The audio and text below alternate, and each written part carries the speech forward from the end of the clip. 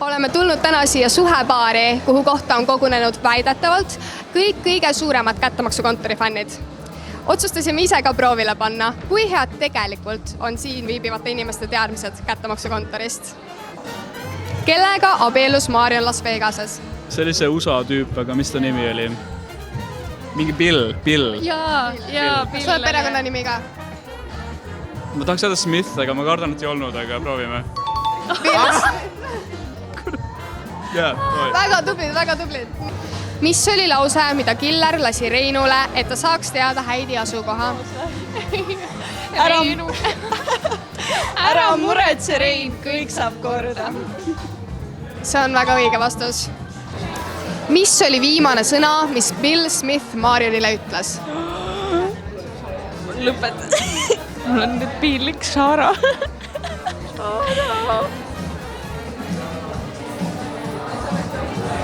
Ütles hüvasti. Hüvasti. Kas jääte hüvasti? Marion, hüvasti. Ei. Ma ei tea. No jah. Hüvasti jääb, jah. Ei, okei. No davai, tšau. No davai, tšau oli. Musirul. See oli peale seda. See oli no davai, tšau, musirul. Millise roa abil tunnistas Heidi lõpuks, et armastab Karl Suurt? Mille? Roa, toidu. Kas ta küpsatas midagi seal köögis? Ei. Kas see restoranis ei olnud või? Kas ta mingi pannkoogid ei ole või? Ta tegi pannkooke talle vaata. Puder. Ta tegi liiga soolase pudru.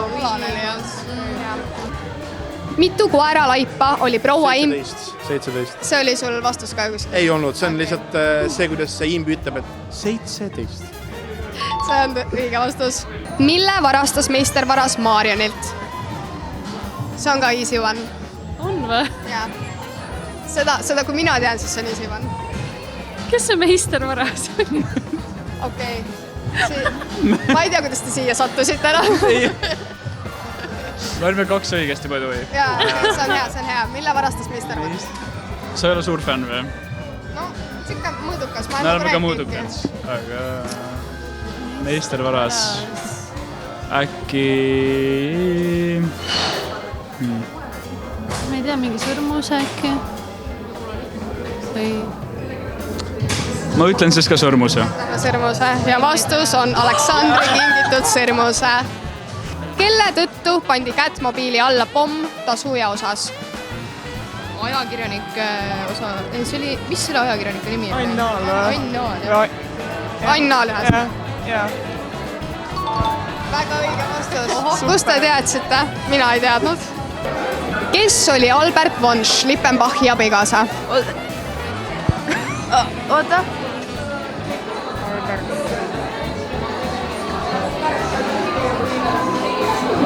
Matilda von Schlippenbach. Jaa. Vastus on... Kes on? Matilda von Schlipp. Õige vastus. Väga tublid.